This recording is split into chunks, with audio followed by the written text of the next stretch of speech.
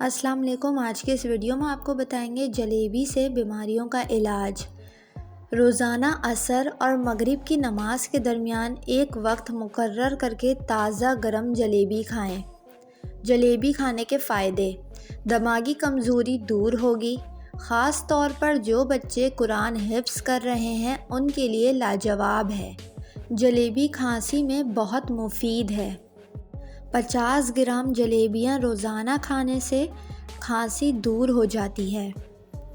اس کے علاوہ پوشیدہ امراض میں مبتلا افراد کے لیے بھی جلیبی بہت فائدہ مند ہے۔